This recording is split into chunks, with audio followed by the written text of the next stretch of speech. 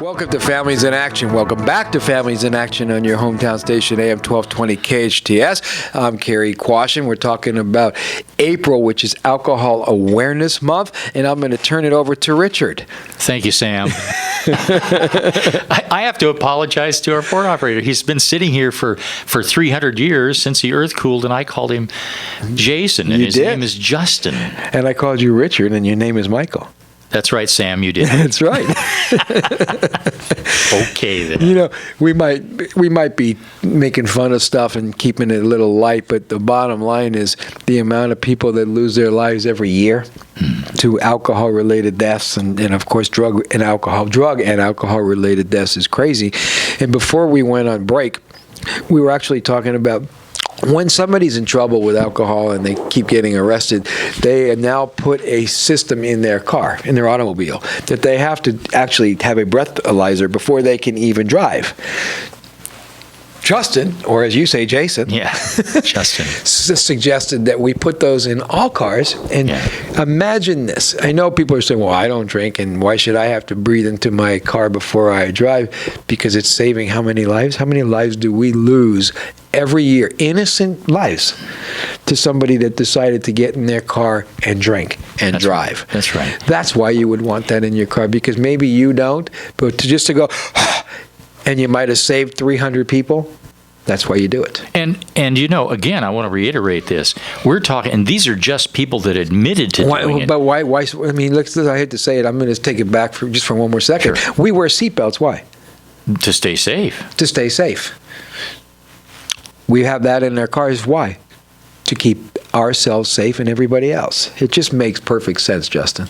It makes perfect sense. It does. Yeah.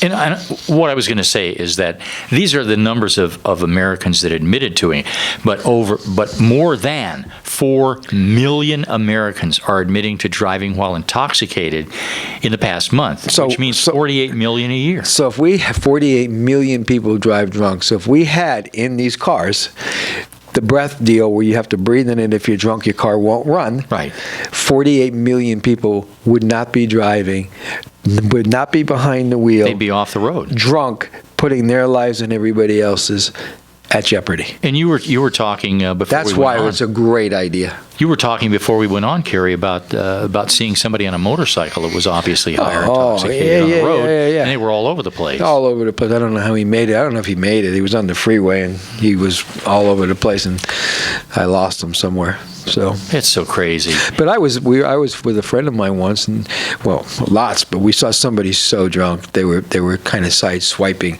the side railing and pushing. Everybody was moving out of the way, and I followed this guy from Simi Valley to Pasadena with 911.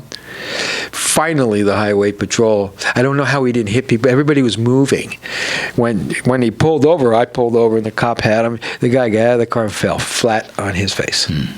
That's how drunk this person was. So breathing into a little device to be able to get your car started takes what? 3 seconds? 5 seconds? 3 seconds? 3 seconds. Well, if you're drunk, it'll take a little longer, but that's... You might not be able to find it. You won't be able to drive it anyway. I love exactly. It. But really, we're talking 3 to 5 seconds here, and it would save so many lives, including, by the way, those who are drunk.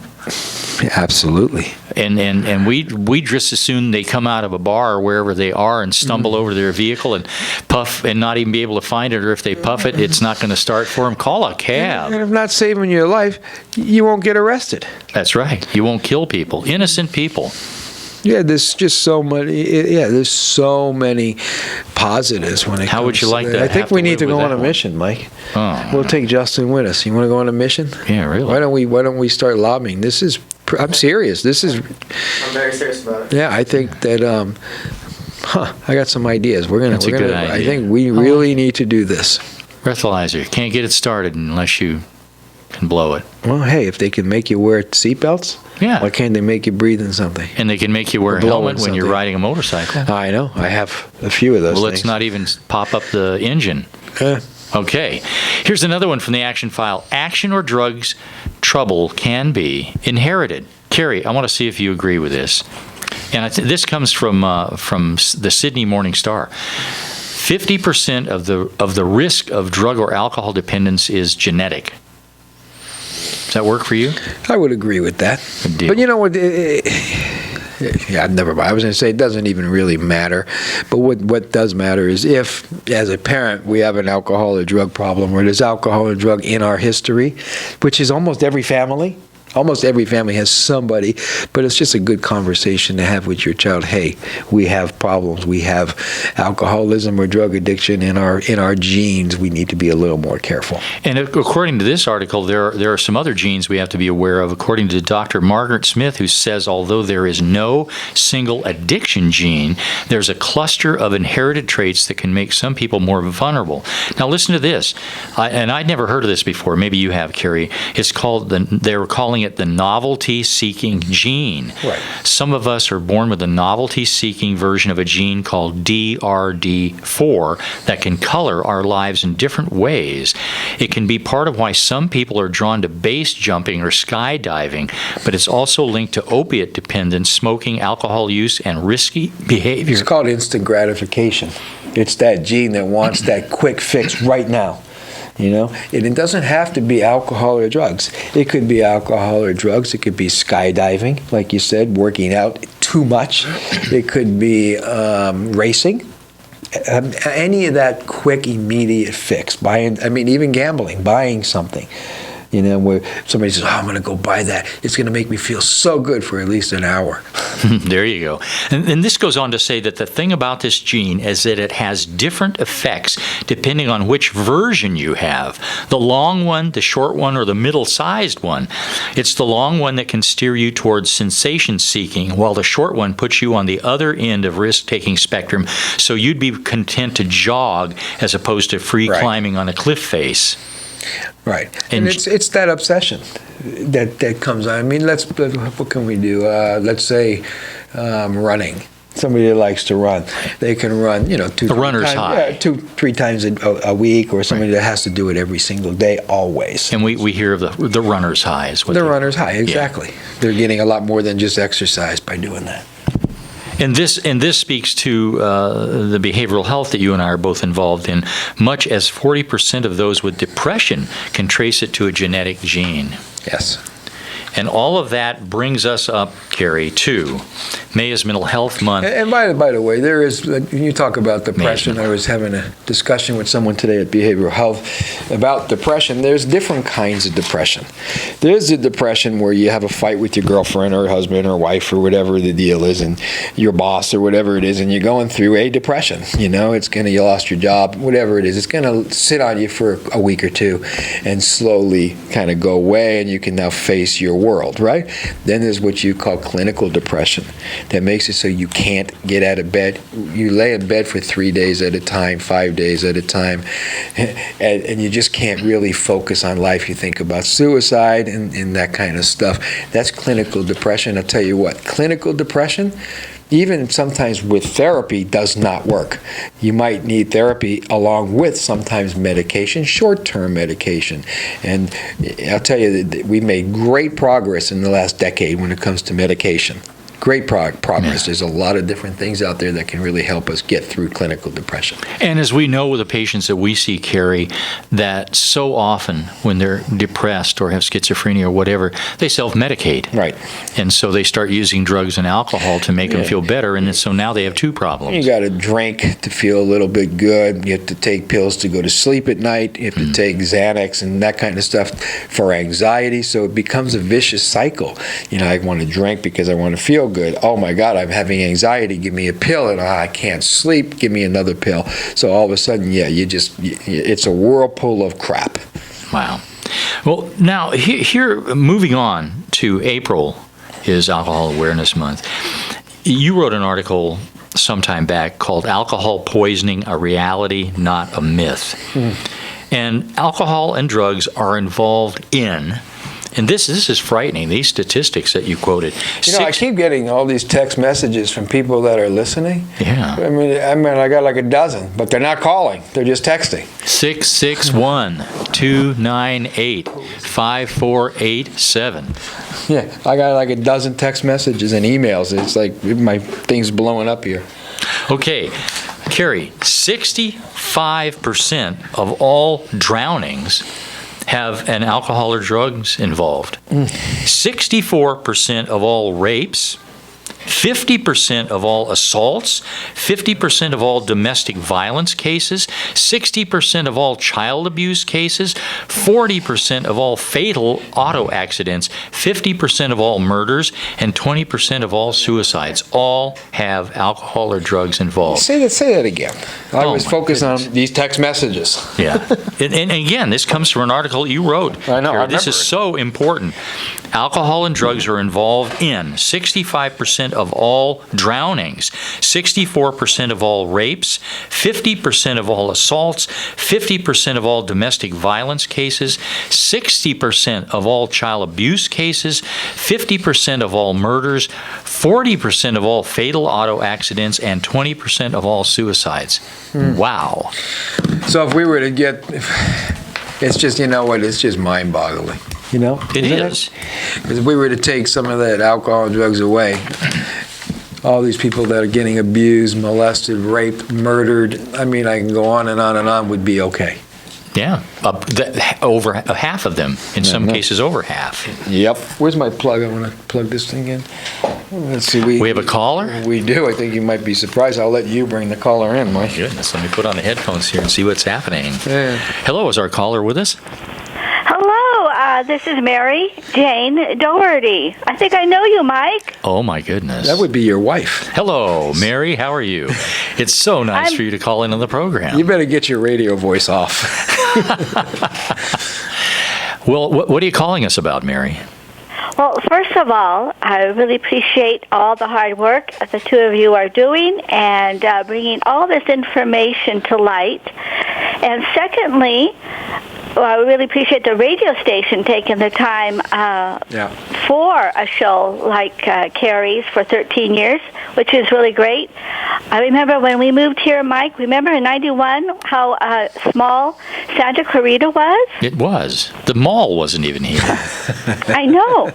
Well, the other thing is I'm from Anchorage, Alaska, as you know, Mike, where we got married and had our I have a vague memory of that. Yes. Good memories, of course. That being in Alaska, alcoholism is very high up in the villages. That's right.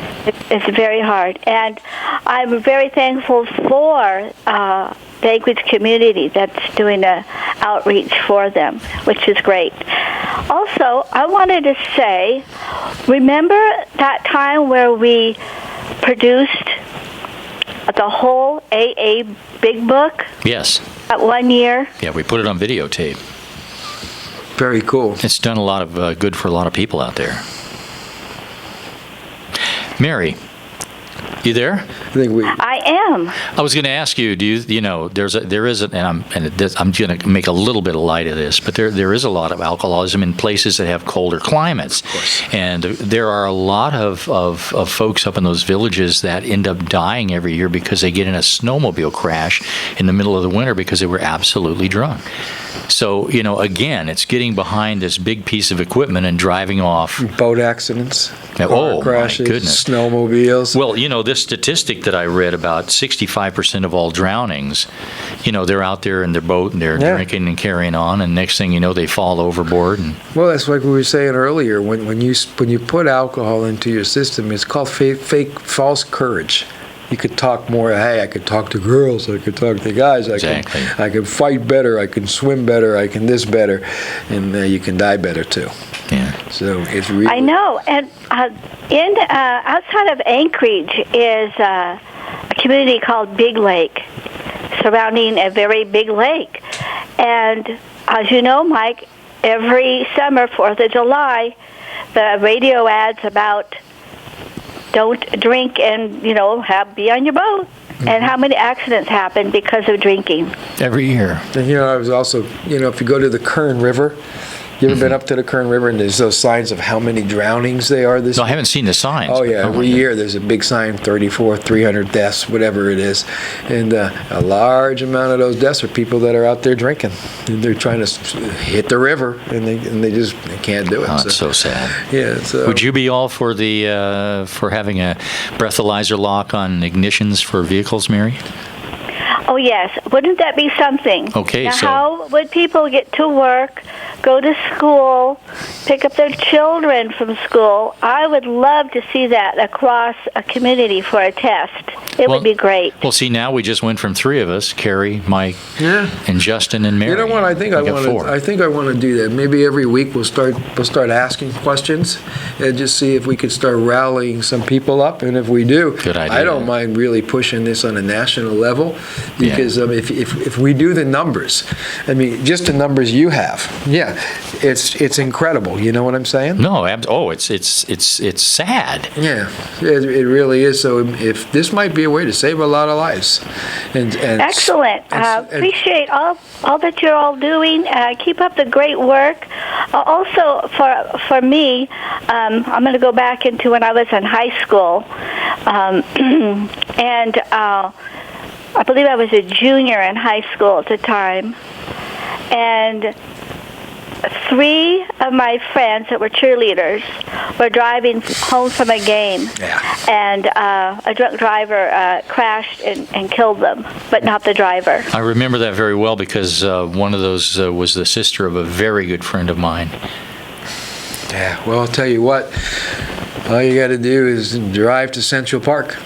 At the Youth Memorial here in Santa Clarita, we've lost a lot of children to car crashes, and a lot of those car crashes were alcohol and drug related. And they wouldn't have happened if they had to blow into a breathalyzer to get their ignition started. And rumor has it, if you look at the last couple weeks of newspapers, you'll find more deaths lost to alcohol and drugs. That's just a rumor, so I don't know much about it. Yeah. But I do know that if we were to put something like a breathalyzer inside a car, these lives would be still alive. They'd be here. They would.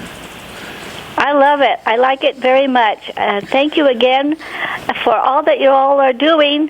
Hey, Mike, I hope you like fish and chips for dinner. Oh, all right. If you don't, too bad. Too bad. Okay, sounds good, Mary. Thank you. Thanks for calling in, Mary, and thanks for letting me share Michael with you a lot of these days. I appreciate that. Bye-bye. Oh, and thank you. Okay. Appreciate it. You got it. You know, I really do. I'm not just, I'm losing my mic here, but I'm using my mic, not my mind. That's good. But I really like that idea. I think we really need to start really looking into pushing something like a breathalyzer in every automobile. Well, I think that's a grand idea. Automobiles and motorcycles. Yeah. Hey, let's push forward just a tad here before we take a break. Did you know that alcoholism affects over 14 million Americans directly and 76 million indirectly? Indirectly, here, somebody's drinking or using drugs, everybody around them, everybody close to them, everybody that loves them is affected. And let's bust a myth right now. Only 3% of the alcoholics in the U.S. are on Skid Row. Yes. That's not, when you think alcoholic and you think of that, that's only a tiny percentage of it. The rest of them are right across the street in your neighborhood. What do I own? Drug and alcohol rehabs. You know what kind of people come into my drug and alcohol rehabs? Professional people. Oh, yeah. People that hold jobs. Radio announcers. We have police. We have doctors. We have the businessmen, realtors. You want me to go on? These are people that are alcoholic and drug addiction problems. Yeah. And by the way, the faces of addiction has changed dramatically in the last 10 plus years. Dramatically changed the faces of addiction. Alcohol contributes to 100,000 deaths annually. And that would be so easy to solve. Wouldn't it? Well, we could. What do you think? You think we could cut it in half? Oh, we can beat up the number. That's for sure. By doing that, we can beat up the number. Listen to this real quickly before we go on break. This will give people something to think about. Alcoholism costs the U.S. economy more than $98 billion with a B annually in health and welfare services, property damage, and medical expense. How much is that? $98 billion. And Obama wants to put $1 billion to treat opiates. Yeah, well, so that's 97 more million in cost just for alcohol. At least, right?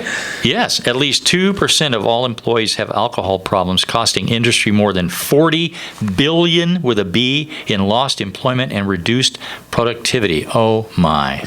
On that note, why don't you take us on break? On that note, hang in there because we're going to be back with more. April is Alcohol Awareness Month.